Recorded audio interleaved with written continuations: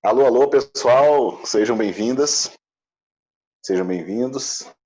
Estamos aqui começando nossa penúltima aula, nosso penúltimo encontro do curso Comida de Pensar, um percurso, uma imersão bem intensa que a gente teve, né, gente? Fazendo aí surgir várias dúvidas, incomodar e trazer várias reflexões em torno, né, orbitando esse tema da gastronomia. E hoje, nessa aula de hoje, a gente vai ter o nosso terceiro módulo, o terceiro e último, e na penúltima aula, nosso 11º encontro, já do módulo Ação e Pensamento, caminhando para a conclusão. E hoje a gente vai discutir as identidades gastronômicas, políticas públicas e ativismos. A gente vai falar sobre isso. Isso que se tornou, né, algo muito importante para a gente poder compreender a gastronomia, é compreender também esses processos que estão em torno da gastronomia. Na verdade, já compreendem muito da nossa vida, principalmente pós-moderna, e a gente vê isso também como em várias instâncias da nossa vida, a gente vê isso também na gastronomia. Perfeito? Então, no Comida de Pensar de hoje, aqui a gente tem nessa foto algumas figuras que representam, né, essa proposta aí de ativismo, principalmente. Aqui tem a Maria Russell, que foi a primeira chefe mulher negra, né, a receber um prêmio Michelin, né, a estrela Michelin. A Taina Marajoara, que a gente já viu um vídeo dela, que é uma liderança indígena, né, mas uma liderança urbano-cultural, que eu costumo chamar. O Davi Hers, do Gastromotiva, que é um empreendimento social de gastronomia, de transformação por meio de ação gastronômica, transformação social.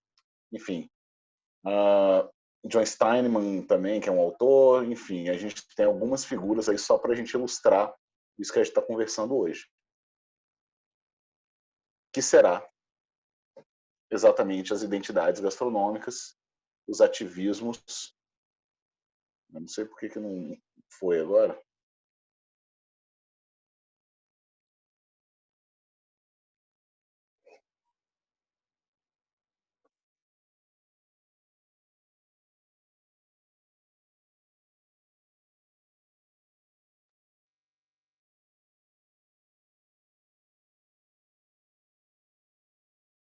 Vamos tentar de novo.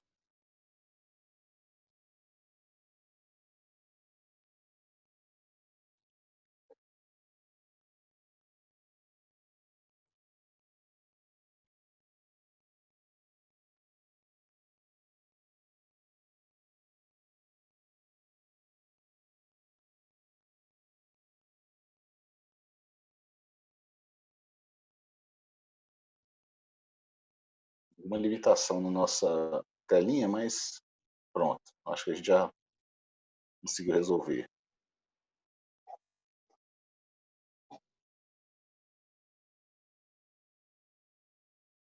Identidades gastronômicas, ativismos e política pública.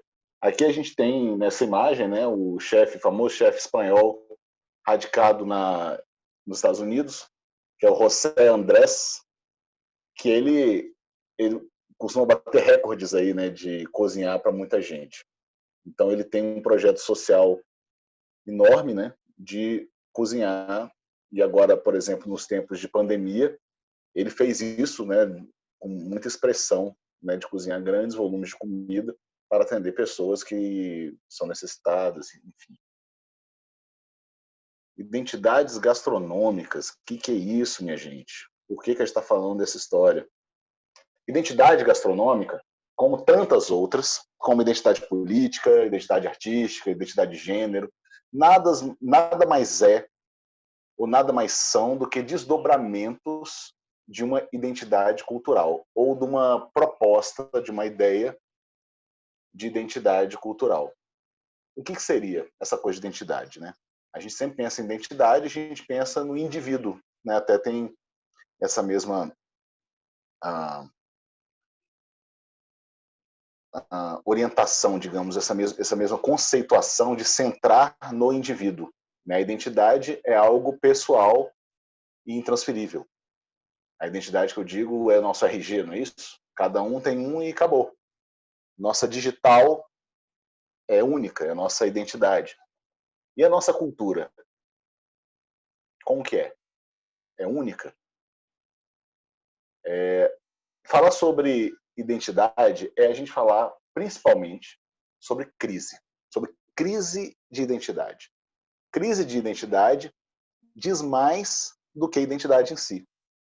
Porque, afinal de contas, as identidades são moldadas a partir dessas crises ou em decorrência delas, né? Sempre a gente quer e depende, né, de reconhecer a nós mesmos no tempo e no espaço da existência.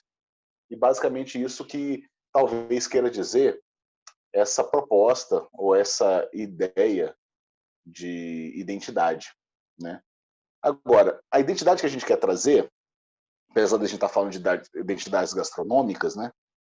A gente está pensando em outra perspectiva, digamos assim. Que seria essa aqui, ó, o do sujeito. Como a gente falou, identidade é algo que é individual, ou seja, a nossa identidade nos identifica, perfeito?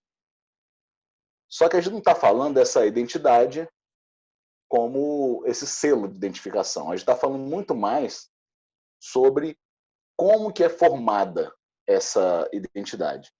E basicamente a gente pode entender que a identidade ela nasce da transformação ou da lapidação da gente, né, de indivíduos, de seres humanos, como sujeitos. Para a gente não fazer uma historiografia enorme sobre identidade, trazendo lá da pré-história, considerando até que a gente já fez um percurso mais histórico para tratar de algumas questões, principalmente voltadas à alimentação, no que tange a pré-história, no que tange também esse processo histórico que passa, né, por milhões e de milhares de anos aí, a gente vai pensar, então, a gente vai começar a nossa discussão a partir do momento em que, de fato, começa-se a discutir frontalmente essa proposta de identidade, que é quando a gente começa a discutir o sujeito moderno. Ou seja, a gente passa do período do Renascimento e a gente chega aí, desemboca no Iluminismo. Então, essa ideia ou essa proposta do sujeito moderno veio com a modernidade. Então, a nossa era moderna trouxe um novo sujeito, uma nova pessoa. E essa pessoa, segundo Stuart Hall, que é esse autor que vai trabalhar muito os estudos culturais, ele centra a pesquisa dele em estudos culturais. O livro no qual me apoio dele chama-se Identidade Cultural na Pós-Modernidade, que está no nosso material de aula lá na nossa plataforma EAD. A gente pode considerar a partir dele que o sujeito moderno é um sujeito em crise. E é isso que o identifica. E por que a gente está falando disso? Porque, gente, cultura é anterior à gastronomia, como a gente já conversou. Cultura sendo anterior à gastronomia, vale a pena a gente começar a dar um passo atrás para a gente poder situar esse terreno da modernidade somado agora à pós-modernidade. Então, por exemplo, queremos ou dependemos de nos reconhecer no tempo e no espaço da existência. Grande exemplo dessa proposta filosófica aí é a questão geracional. Sempre quando a gente quer se identificar, uma das primeiras portas de identificação, uma das primeiras aberturas, né, que a gente busca, ou então algo que pode nos centrar como sujeito num coletivo de experiência, é o recorte geracional. Que para a gente, esse recorte geracional importa muito mais aí a partir dos anos 50, porque afinal de contas, para antes dos anos 50, você já tem uma geração que está morrendo, né? Uma geração que está aí, que eu diria que já assim tá contemplada na proposta geracional, obviamente, mas para o nosso entendimento do sujeito de hoje, pós-moderno, a gente vai começar pela geração dos baby boomers. Baby boomers, que é essa geração vem aí do início dos anos 40 até o início dos anos 60, meados, né, dos anos 40, meados dos anos 60, e que vai identificar essa geração por vários traços culturais. É uma geração que foi educada num cenário de pós-guerra. Foi educada no meio de uma revolução e de uma mudança estrutural enorme devido à industrialização. A gente está falando de uma geração que, de fato,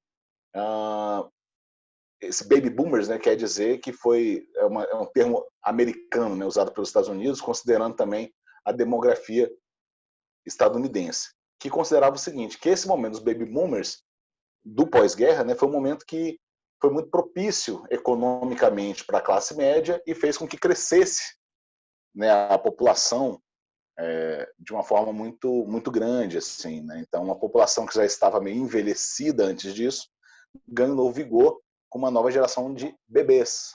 Né? Então, teve esse boom de bebês, por isso baby boomers. E os baby boomers, então, depois dão lugar, né, ou então vão passando a bola para a chamada geração X, que Renato Russo identificou como geração Coca-Cola, não foi isso? Então a gente tem já agora uma ruptura geracional enorme, que você tem uma geração X que começa a se abrir para a proposta de tecnologia, para a arte pop. Então surge e vive sob esse signo no mundo já globalizado. Depois, a famosa geração Y, que são dos millennials, né, do qual eu talvez faça parte, eu não sei disso exatamente, não me sinto millennial, aí ó, a questão do pertencimento também vem aí pra gente. Não me sinto um millennial, mas ele é uma proposta, né, de comportamento também, mais uma vez, e que a gente consegue propor uma identificação entre nós e os nossos pares. Considerando que a geração millennial começa aí 79, 80, eu sou o primeiro ano aí da geração millennial, entendeu? Por isso que talvez eu me identifique mais com a geração Coca-Cola. Apesar de vários comportamentos, até mesmo da geração baby boomers, eu acho que de todos nós, começa a ser moldado muito sob esse signo dos millennials, que também já não são mais, já deixaram de ser há muito tempo, né? Essa Coca-Cola toda, gelada. Então, passou-se a aparecer agora e tomar conta do discurso público, principalmente das redes sociais, a geração Y, não é isso? Geração Y, que é essa geração nascida em meados dos anos 90. São pessoas que já estão aí com seus 20 e poucos anos. Então aí você tem uma geração que de fato está entrando para fazer a diferença no recorte cultural que a gente está vivendo hoje. E claro que você tem essa próxima geração que já está sendo, perdão, falei geração Y, né? Geração Z, que é essa de meados dos anos 90, né?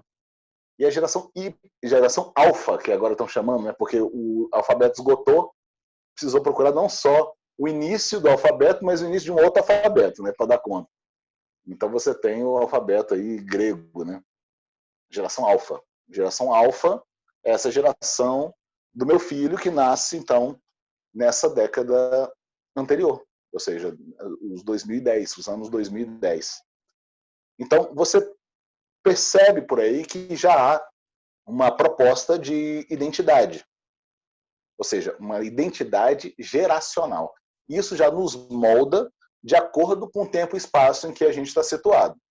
Por isso que a gente sempre fala, porque no meu tempo a coisa era muito mais legal. Por quê? Porque a gente se liga de uma forma tão afetiva com o nosso próprio tempo, a nossa própria geração, e que a gente replica, então, esses anseios, né, essas memórias, né, dos velhos tempos, dos bons tempos. Não é isso? Teve até um memezinho que eu vi, gente. Depois, se vocês acharem isso, ou se vocês já viram, compartilha aí. Eu tentei achar, até para colocar como exemplo, mas vale até falar. É uma chargezinha, uma historinha em quadrinho bem pequena, mostrando assim uma geração tipo do futuro, né? Falando assim, o pai e o filho conversando e o pai fala, no meu tempo que era bom. E aí ele vai fazendo esse retorno histórico, né?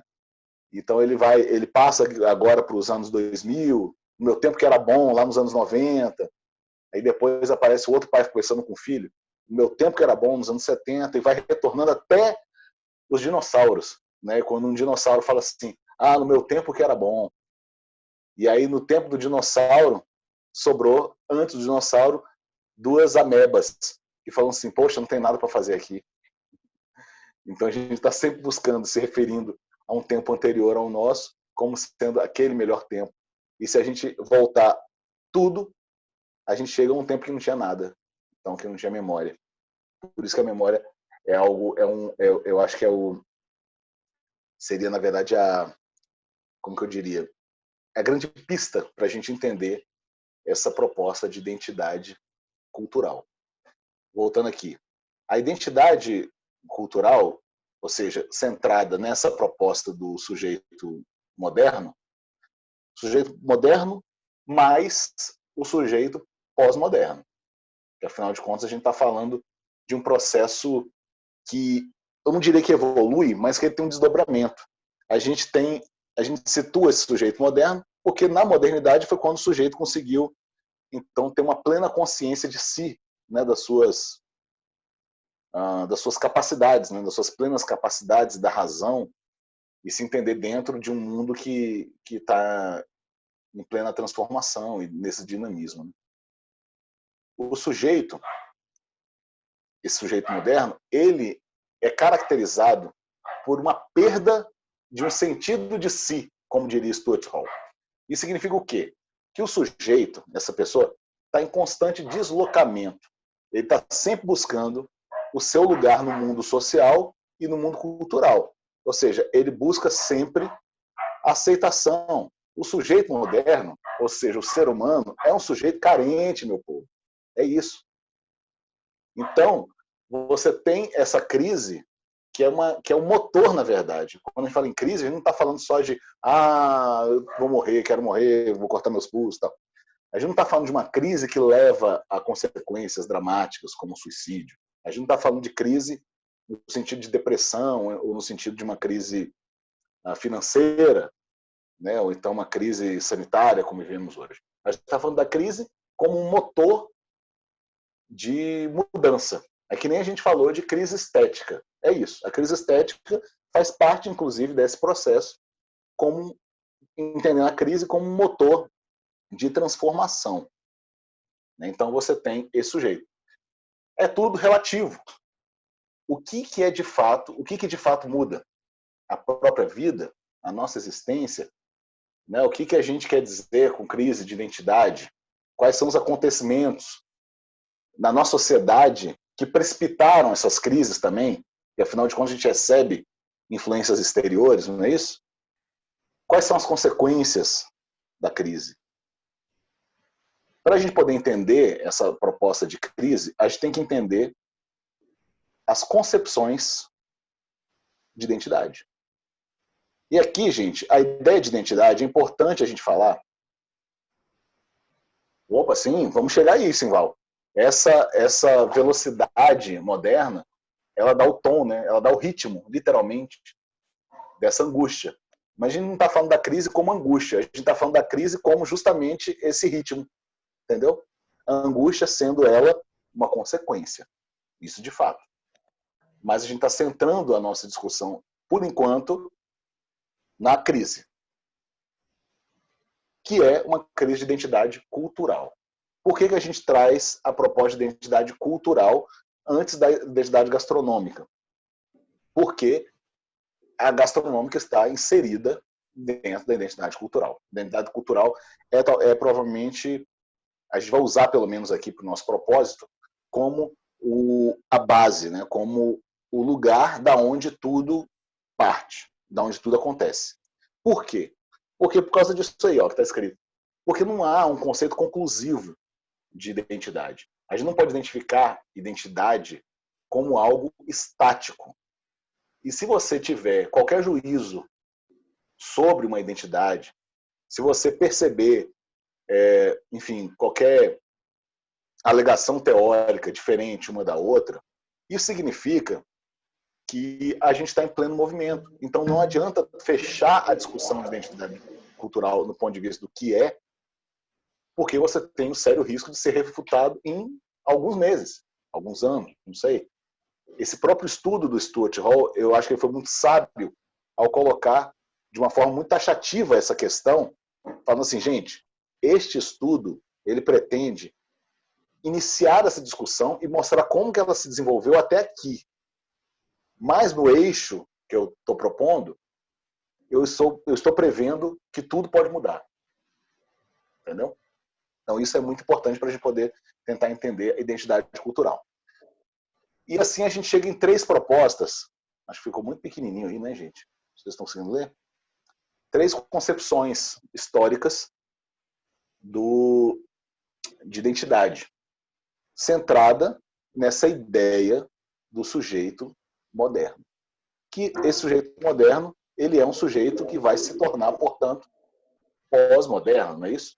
Então você tem primeiro esse aí que é o sujeito iluminista, é o sujeito que é filho do iluminismo, que foi justamente esse movimento que centrou a razão e as capacidades cognitivas, intelectuais e tudo mais no ser humano, no indivíduo, entendendo que o indivíduo ele é o centro de toda a existência. Né? Então, por isso que você tem um debate muito grande, inclusive, entre o iluminismo e a religião, por exemplo, né? Porque entende-se que essa proposta iluminista ela é super individualista, enquanto a religiosidade ou a espiritualidade ela busca, então, respostas fora do homem. Né? Mas aqui eu quero dizer para vocês que, no meu modo de ver, eu não vejo nenhum problema nesse paralelo, pelo contrário. Eu acho que é muito mais uma questão da gente poder simplesmente compreender o que é, de fato. O iluminismo propõe isso, sabe? O sujeito, e aí é um sujeito masculino ainda, tá? Ou seja, tinha essa concepção, que é uma concepção cultural, mas uma concepção extremamente individualista do sujeito, do que ele é. A verdade é a dele, está nele. Então você não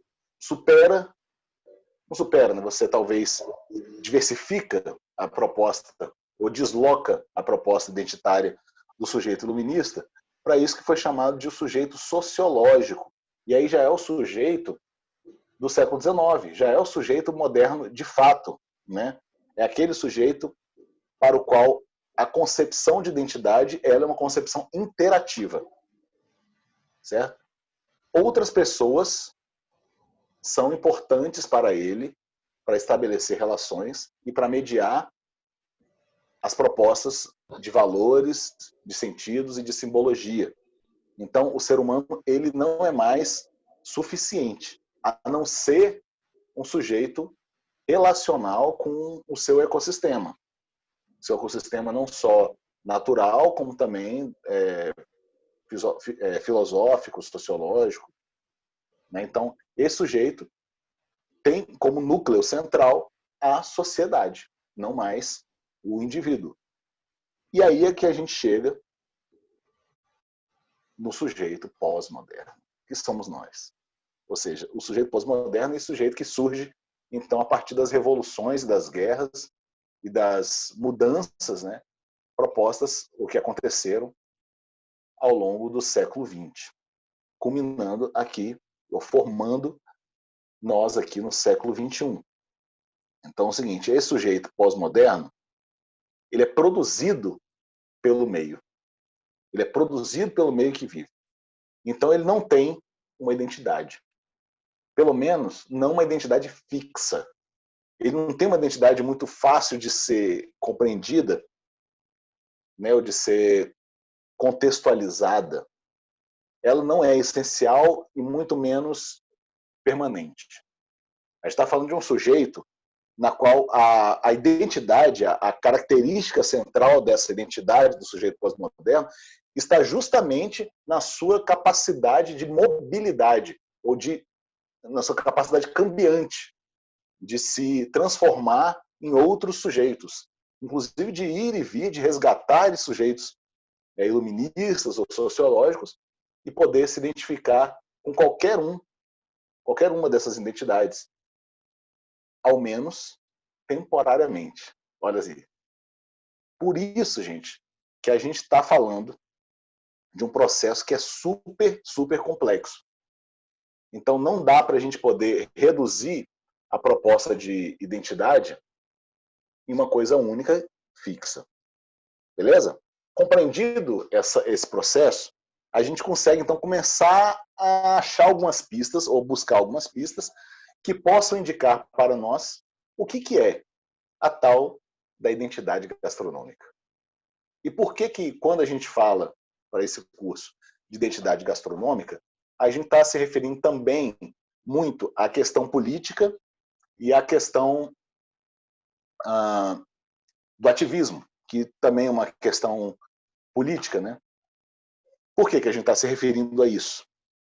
Porque é o seguinte, gente, tudo tem viés móvel, ou seja, nada está parado com o tempo. Os debates que a gente achava que tinha superado, não é isso? O pessoal faz essa brincadeira de que assim, poxa, 2020 a gente está debatendo se é para tomar vacina, sabe? Se vacina não é uma conspiração e tudo mais. Veja, voltamos a esse tempo, não é isso? A gente está debatendo coisas que tinham sido superadas, teoricamente, há décadas, ou há séculos, se brincar. A Terra é redonda? Aí, a outra pergunta. Não é? Voltamos a debater isso. Por quê? Justamente por causa das nossas crises identitárias. Surreal. É surreal mesmo, Simval, mas é surreal por quê? Porque o ser humano pós-moderno é esse sujeito de absoluta complexidade, que ele tem uma carga histórica que é a maior de todas, que jamais existiu, não é isso?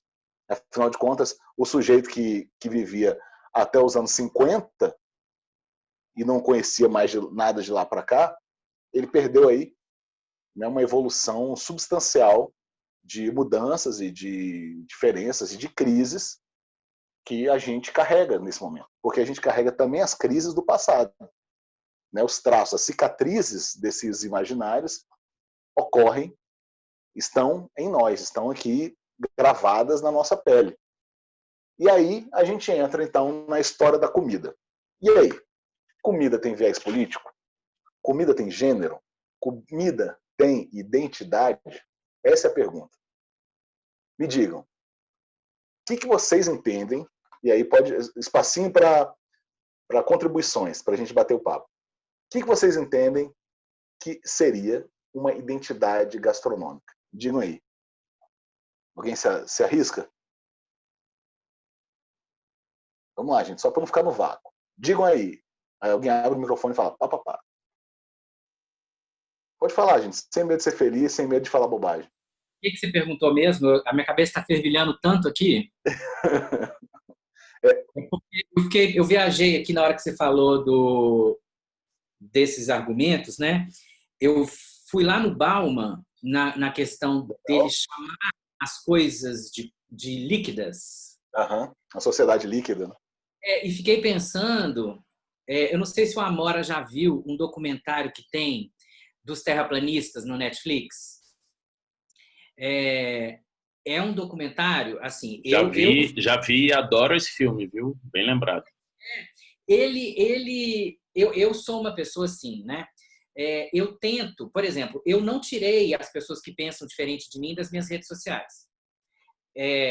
Eu gosto muito de ver o que o diferente está falando.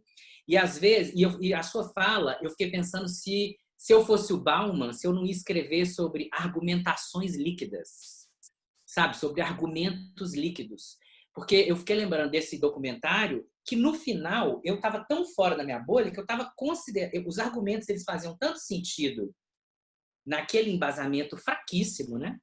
Porque o cara ele para provar que a Terra é plana, não é, Amora? Ele pega uma luz numa estrada na Califórnia e fala: se essa luz chegar reta lá, eu estou provando que a Terra é plana. E aí, assim, se você entrar na viagem daquele argumento, você fala: realmente a Terra é plana mesmo. Esse cara conseguiu me provar que entendeu? E no final dá errado, né? É óbvio, né?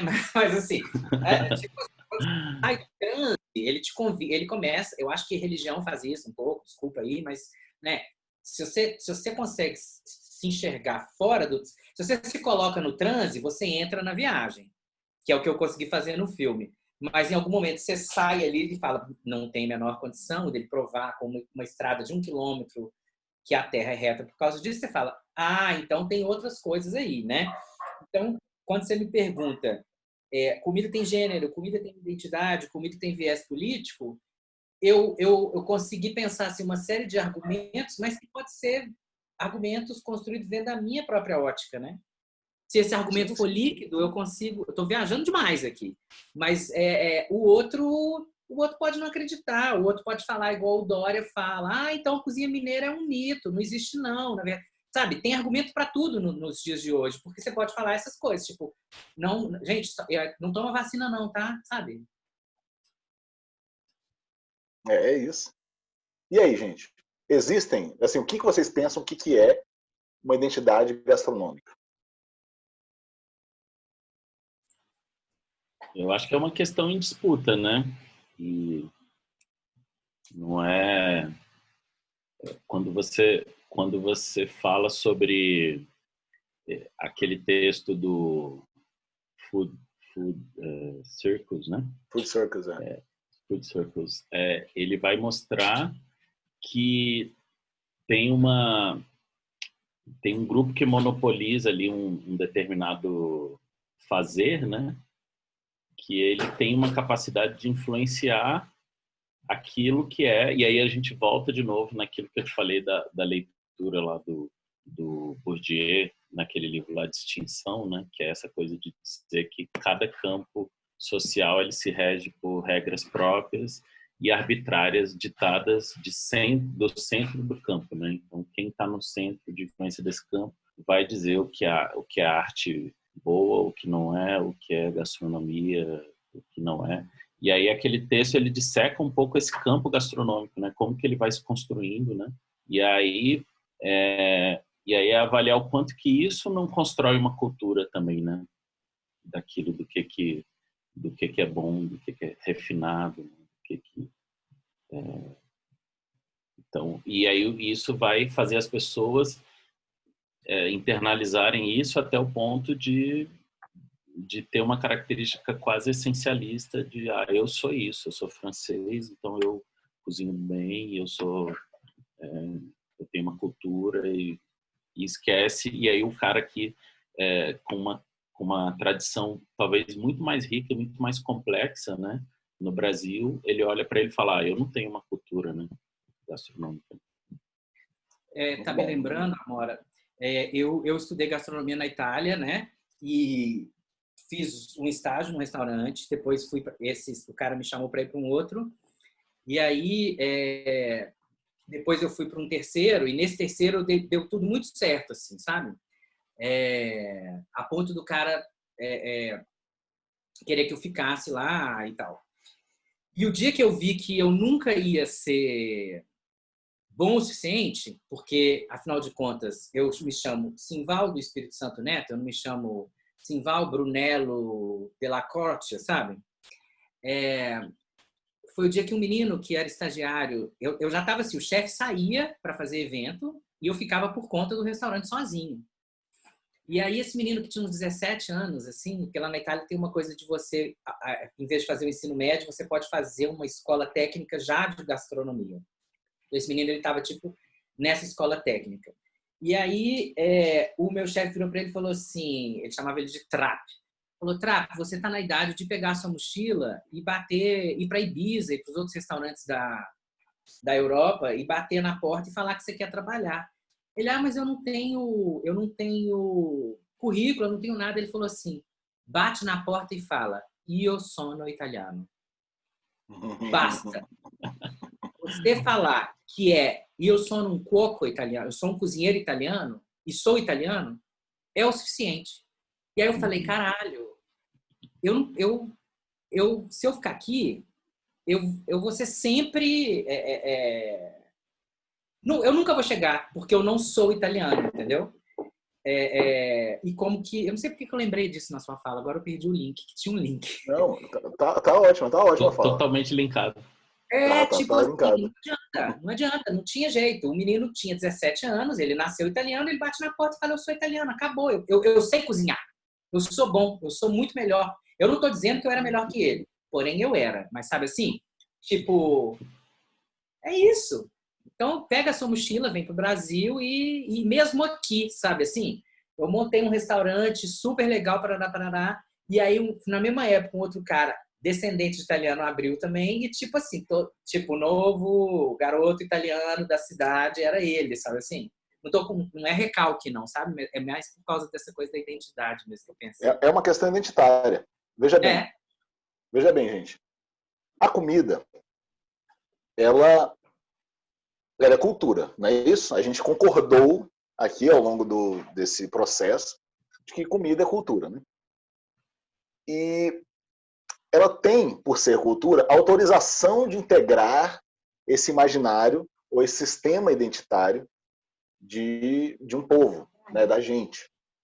Então é claro que a comida mesmo, comida nua, comida pura, né, comida do Levi-Strauss ali, do caminho natural, né, o cru, ele não possui uma identidade cultural por si, porque não é gente, né? O que faz com que a comida adquira uma identidade, e esta é a grande resposta do nosso curso, é a gastronomia.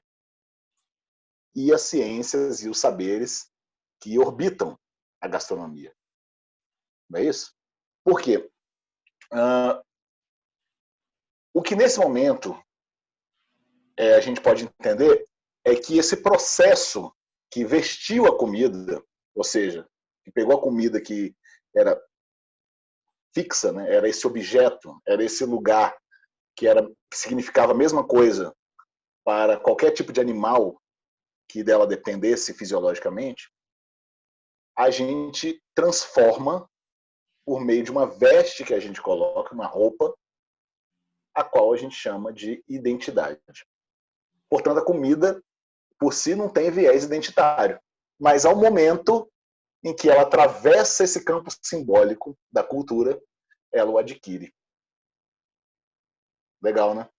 deixa eu te perguntar uma coisa aqui. Quando você fala, é o processo que a gente reveste a comida e a identidade, onde é que entra essas coisas do discurso, assim, do terroir, do regional, sabe assim? Porque vou pensar aqui no frango e no quiabo, né? Tem frango e tem quiabo em N lugares do mundo.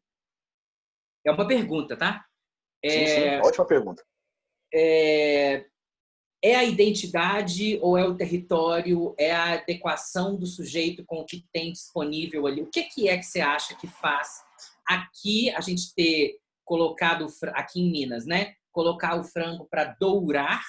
É um valor agregado, né? Um valor entendido que você tem que dourar o frango por um tempo, às vezes com açúcar, às vezes com urucum, e colocar o quiabo depois.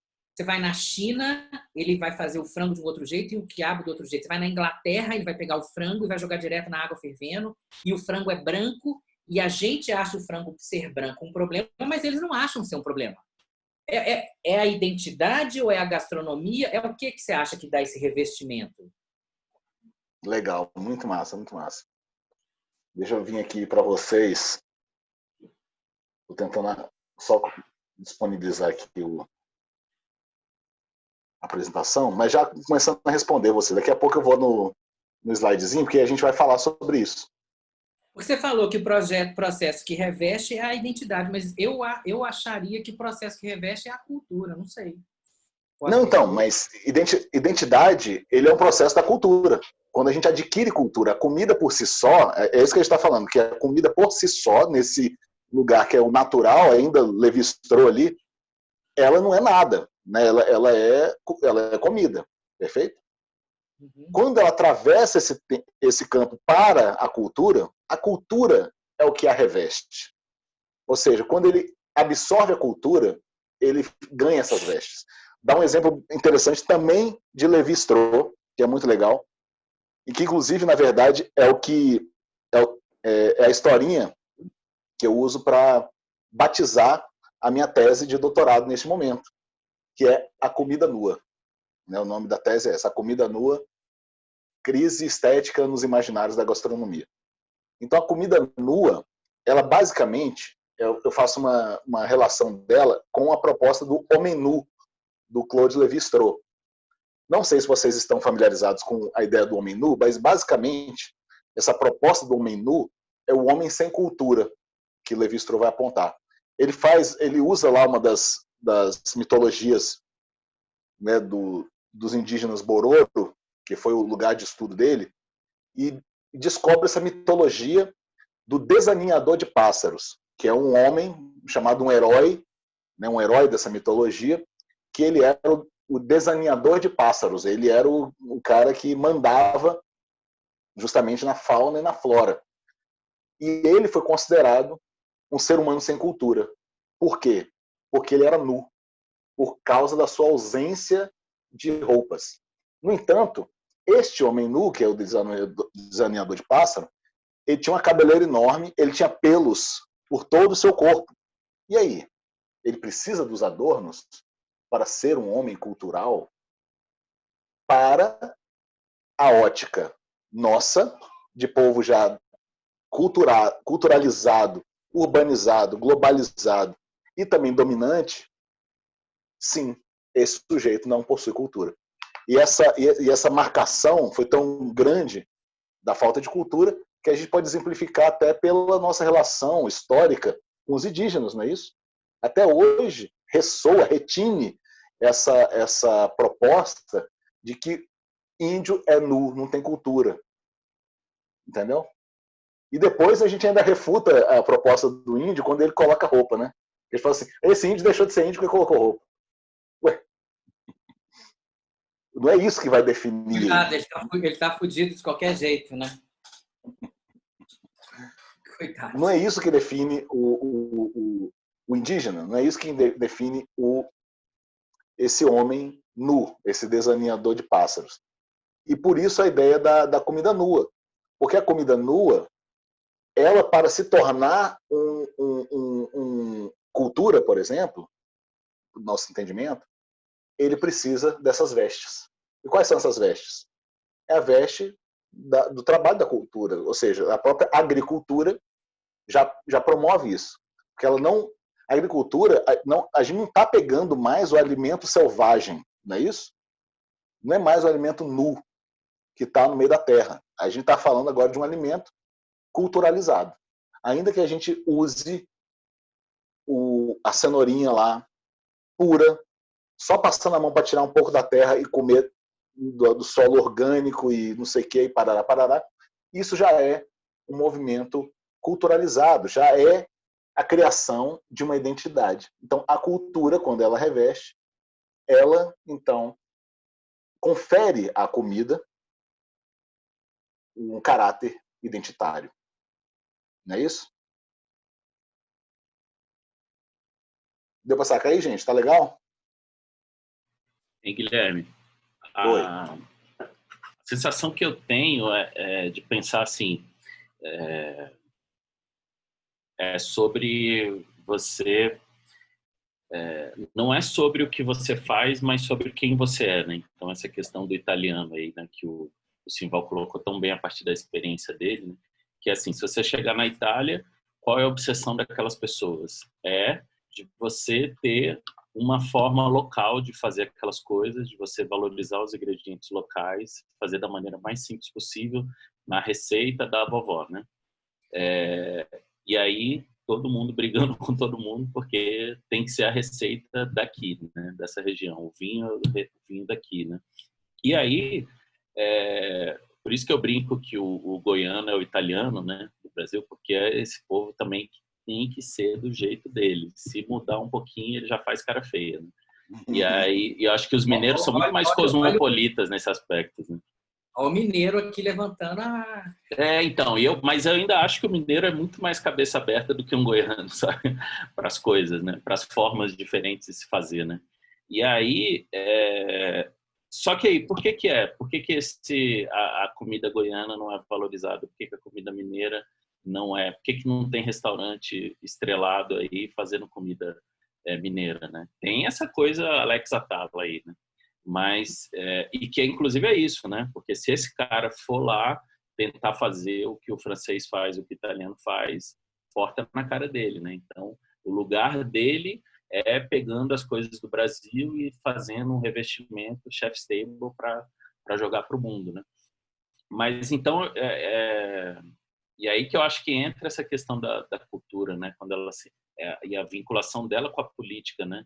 Não é uma coisa só, é assim, é que lugar do mundo que a gente está, o quanto a gente é eixo, o quanto a gente é periferia, né? Então, enquanto periferia, a gente não vai chegar nesses lugares, porque esses são lugares, estruturas eurocêntricas de poder, né?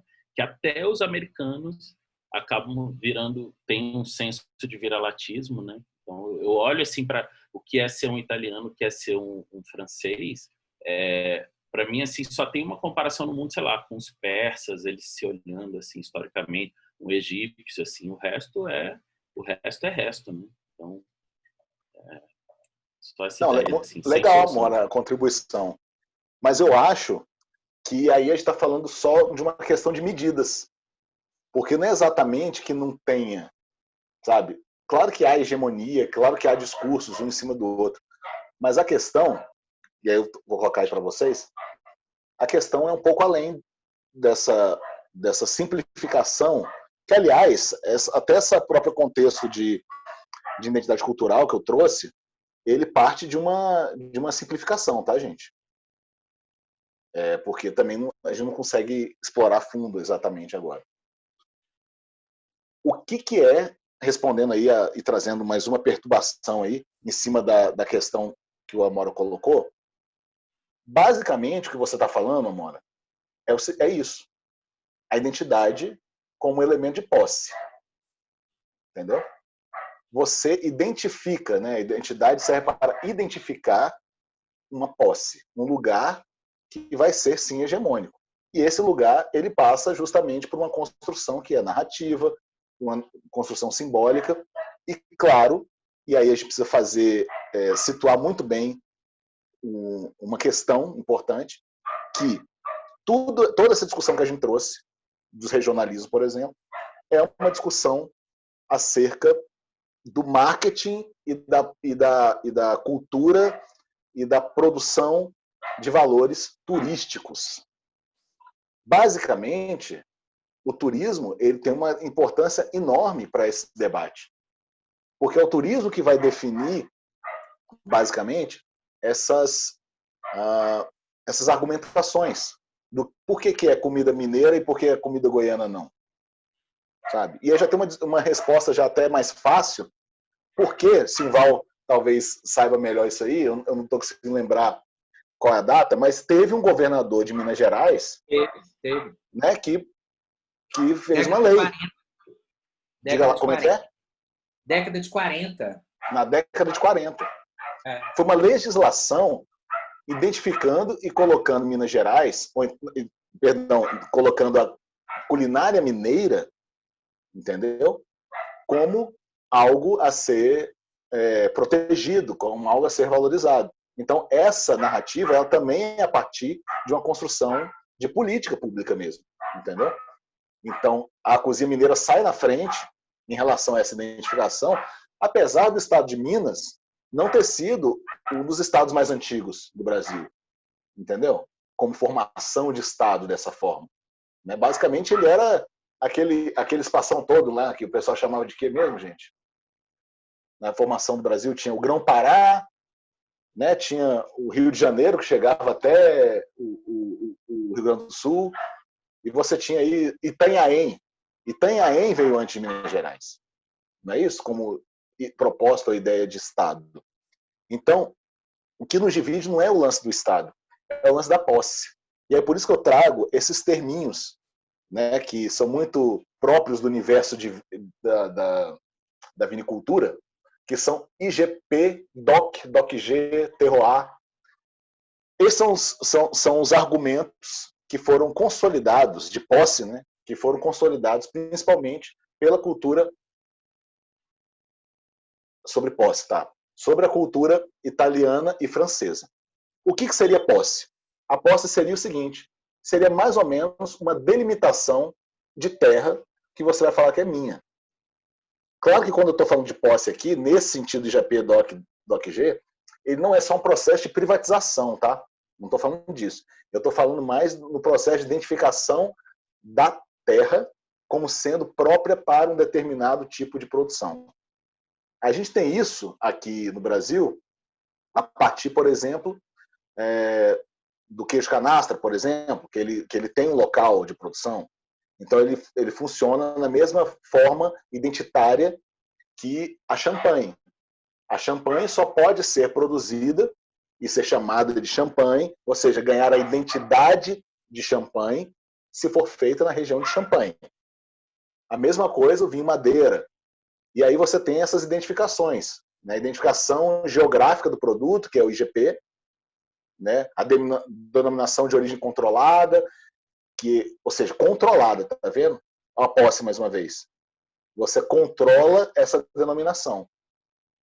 Lá na Itália, de onde eu venho agora há pouco, o que aconteceu? Estava numa região justamente do vinho Barolo. Região de Barolo e Barbaresco ali. Você tinha vinícolas que estavam mais dentro da cidade, ou de Barolo ou de Barbaresco, do que outras, que tinham o selo de identificação geográfica. Mas essas vinícolas que estavam mais dentro não tinham essa identificação. E não podiam ter. Olha só que doido. Ao mesmo tempo, tinha outra vinícola que fazia o processo há muito mais tempo que as vinícolas tradicionais, só que ela passou da fronteira na qual ela podia se denominar sendo dali.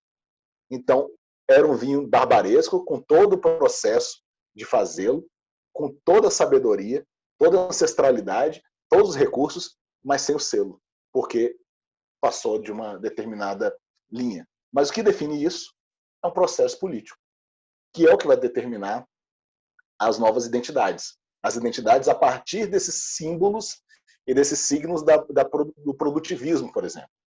Então, quando o queijo canastra fala assim, o queijo canastra tem que ser feito na Serra da Canastra, ele se identifica como tal e ele cria um sentido de posse.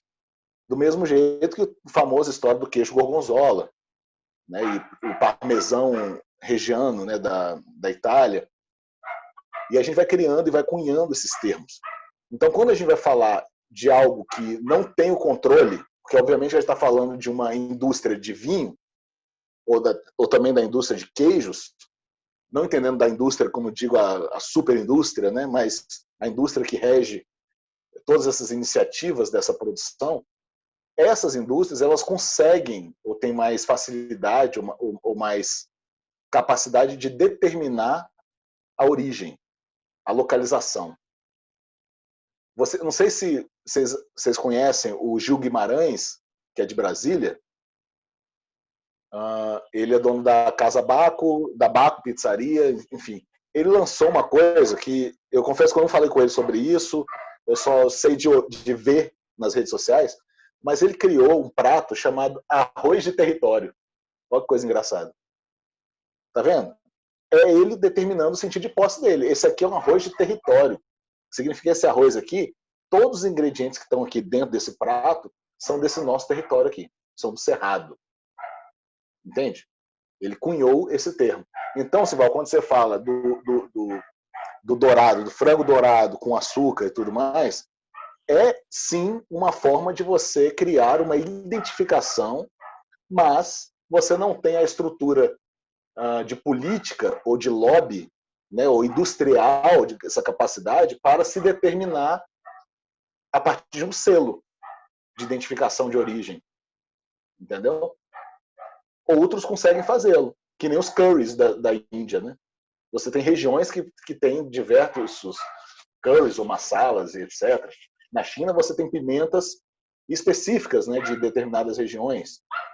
Né? E, obviamente, isso vai ser uma influência para a gente poder entender ou perceber quando a gente está comendo, quando a gente está acessando esse universo simbólico, na verdade, da gastronomia. Porque é esse universo que vai dar esses sabores. Então, não é necessariamente porque o gosto do vinho ou o gosto do queijo é melhor do que o outro. É muito mais porque você criou, de fato, uma narrativa e construiu, né, esse simbolismo de tal forma que aquilo se tornasse mais relevante. Entende? Isso vai servir para tudo, inclusive para nossos aspectos sazonais. Legal? Deu para sacar aí um pouquinho, gente, a ideia da posse, um pouco sobre essa proposta mesmo de definição. A questão do turismo é tão importante que naquele vídeo, eu lembrei daquele vídeo que eu coloquei para um outro propósito, mas serve para o nosso agora, que é aquele vídeo da Tainá Marajoara, que ela fala sobre a propaganda do Pato do Tucupi no aeroporto, que tinha um cartaz enorme do governo do Pará, né, incensando o pato no tucupi, mas o prato tinha como guarnição arroz.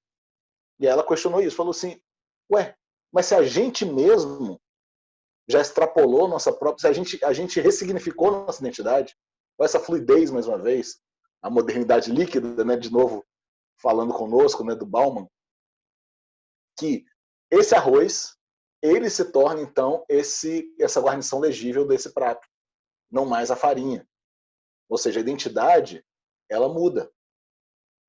E se você for na feira, qualquer feira do centro da cidade, alguma coisa assim, encontrar os produtos daquela região, você provavelmente vai encontrá-los já também servidos sob essa ótica da globalização. Não é? A gente, afinal de contas, já cunhou esse termo glocal, que é a globalização local.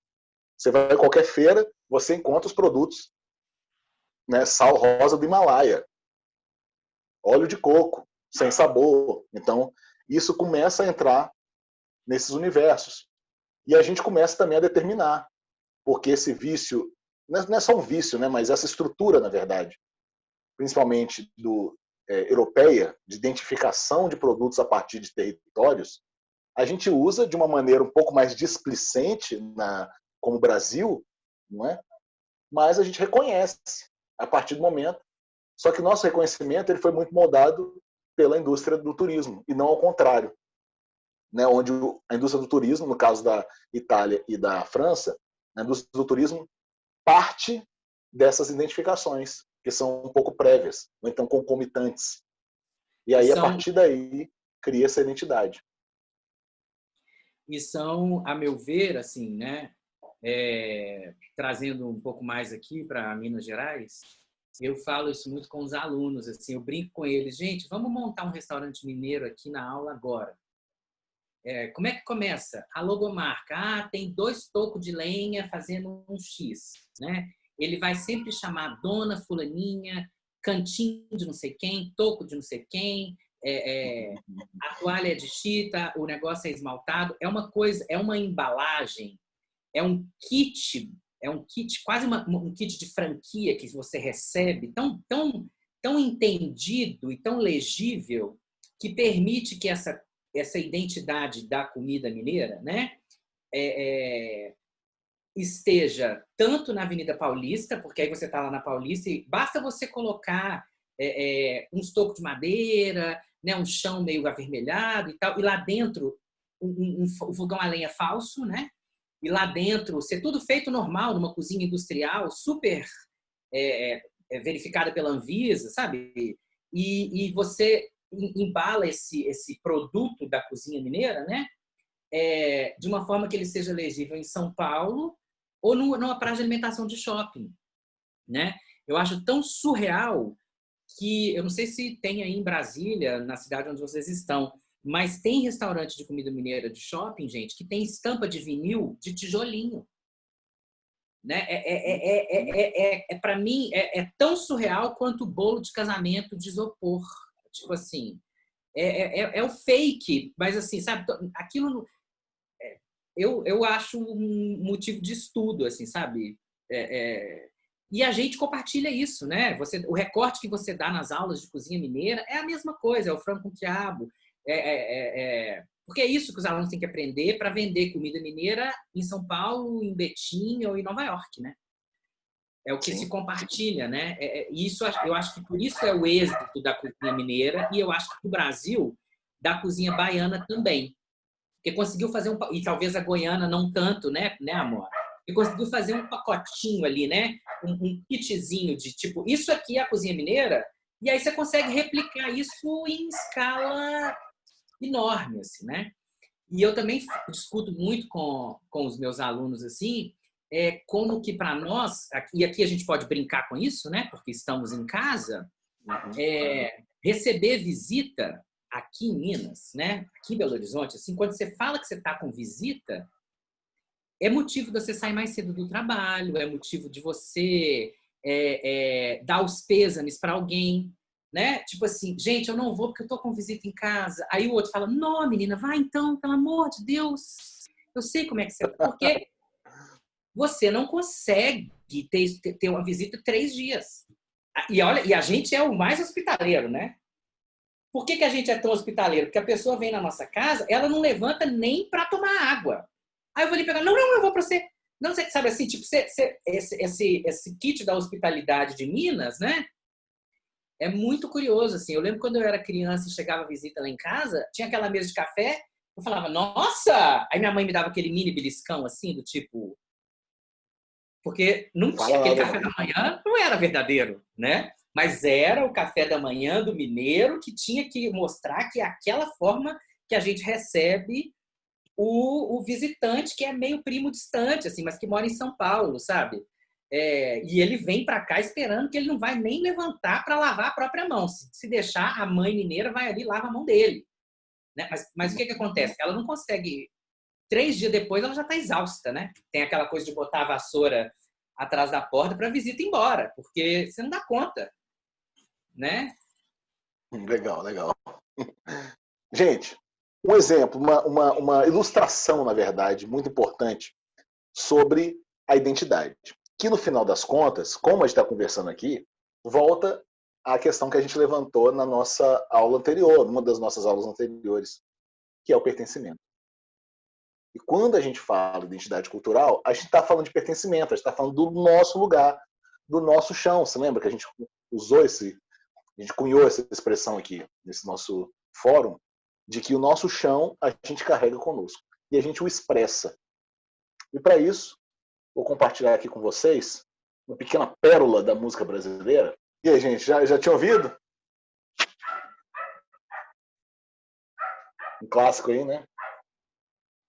Que, na verdade, eu confesso que na época, né, eu também sou aí da época em que surgiram aí essa galera, esse neo-rap dos anos 90, e que trazia posições altamente políticas, né, politizadas, mas a partir de uma estética, né, que era definida como uma estética pobre, né, e que eles assumem, na verdade, a proposta de estar falando deste lugar, né, esse lugar de fala, mas que eu mesmo, como classe média, né, como alguém que já não conhecia a realidade da periferia ou da favela, não conseguia, então, compreender mais a fundo, né? Aí, ó, Mando falando, fez parte da adolescência, mas na época não tinha prestado atenção na letra. Pois é, a gente pulou isso, talvez. É muito por conta talvez de ignorar, ou então de refutar, né, essa estética que o rap trazia, né, sempre trouxe, que tem essa proposta, de fato, de confrontar e criar uma nova discussão de classe mesmo, né? Aqui ele fala, né? Ele fala assim: o gringo vem para a Zona Sul conhecer água de coco, enquanto isso a gente tem muito pouco aqui na favela. Ou seja, basicamente a água de coco está lá na Zona Sul para gringo, e a água de coco é uma coisa super nossa.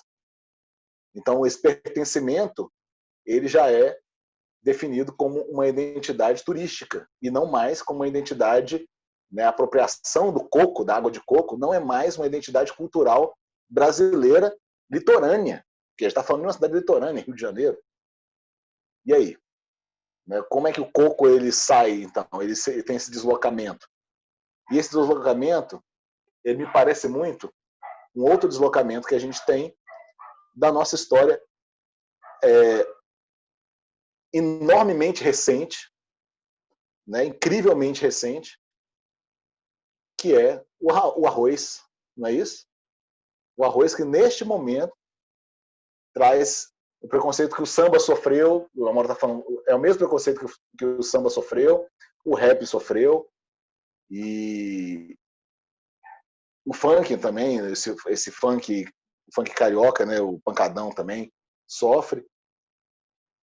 E isso não é privilégio só brasileiro, esse preconceito, né? É um preconceito que tem entre as classes dominantes e dominadas, por meio da identidade cultural, né? Em todos os aspectos da nossa vida. Isso vai acontecer nos Estados Unidos. Exato. Tem que esperar ficar vintage, retrô, para a elite consumir. E a elite começa a se orgulhar justamente desses traços identitários que sempre refutou. Mas, em algum momento, passa a ser algo de uma expressão ou de um valor muito grande. E se é valor, eu quero. Eu não consigo reconhecer no momento. Né? Mas depois, quando a coisa é valorizada pelo imaginário, pelo novo imaginário que foi formado, então, sim, a gente vai reconhecer aquilo como um objeto de valor, de fato, então um símbolo de valor. E o arroz é isso. Quando o sagrado se torna commodity, nutricídio e apagamento cultural. Primeiro, eu queria deixar uma outra pergunta para vocês. Calma aí. Sim, vamos falar sobre isso. Mas eu quero primeiro trazer um exemplozinho. Não sei se vocês são familiarizados com a cultura americana, mas tem uma coisa que sempre me chama atenção e que a gente tem muito acesso por meio do cinema americano, principalmente das séries, que é o frango frito. Frango frito americano, né? É uma cultura do frango frito. É uma cultura muito relacionada ao sul dos Estados Unidos e principalmente às populações negras estadunidenses. E o frango frito se tornou um símbolo enorme, né? Você vai encontrar isso em tudo quanto é produção de cinema afro-americano, você vai perceber o símbolo do frango frito aparecendo em algum momento. E aí eu vou trazer para vocês, até como uma provocação aí, um exemplozinho, né, num filme que ganhou o Oscar incrivelmente, né, porque eu tenho lá grandes reservas com esse filme, e a gente pode debater isso em algum outro momento, mas agora eu quero trazê-lo só porque ele ilustra muito bem não só esse lugar que eu estou falando aí, esse exemplo do frango frito, como ele mostra a separação, né, a dissensão identitária do frango frito a partir desses personagens. Não, Simval, não é Precious, que tem o frango frito lá também. É o Green Book, não sei como ficou em português, que é o livro verde, né, o guia de não sei o que das quantas. Um símbolo, né, a briga de linguiça e picanha. O nome do filme, Espeto. É um filme gaúcho, baseado num conto da Vanessa Goulart. Quando vocês entrarem lá, eu posso até jogar aqui para vocês, está no YouTube incompleto, assim. Ó, joguei o link, mas também vai estar lá no EAD, tá, para vocês. Beleza? Então, só para a gente encerrar, gente, eu acho que a gente acabou abusando aqui um trisquinho do tempo. O que a gente queria dizer aqui, no final das contas, para fechar isso aqui, é justamente que a política pública ela vai ser esse lugar final de deságue, né, das nossas possibilidades de transformar a gastronomia, ou então de usar a gastronomia para transformar o mundo, do ponto de vista da justiça social, do ponto de vista da alimentação. Então a gastronomia, gente, ela não é algo simplório, algo simples, como a gente pode entender se a gente for só colocando ela em oposição à culinária. Vou tentar entender a gastronomia só como um processo mesmo comercial de venda de comida. E aqui a gente encerra só deixando aqui uma ideia para a gente, né, refletir sempre que merenda, cesta básica, elas estão envolvidas, estão juntas aí com o princípio da dignidade humana.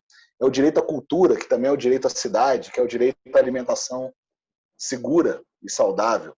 E aí a gente tem uma foto muito representativa do banquetaço, que foi um dos eventos, né, para cobrar o restabelecimento do CONSEA, que é o Conselho de Segurança Alimentar do Brasil.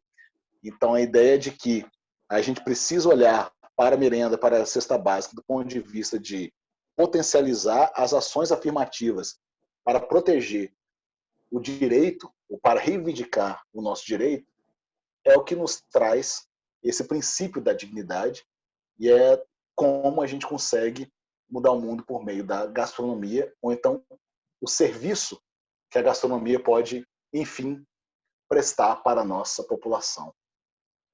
E aí eu deixo essa reflexão para vocês só, para a gente poder continuar para o nosso encontro final na segunda-feira. Já estou aqui, coração, morrendo de saudade de vocês. Agradeço aí a jornada, a cumplicidade, e eu quero cobrar de vocês o artigo. Já recebi da Danícia, já recebi também de alguém da noite, que eu vi que bateu aqui na caixa de e-mail. Então estou esperando de vocês, que na semana que vem eu já mostro para vocês a boneca da nossa revista digital. Beleza? Valeu, Amora, obrigado. Obrigado, gente. E um grande beijo para vocês.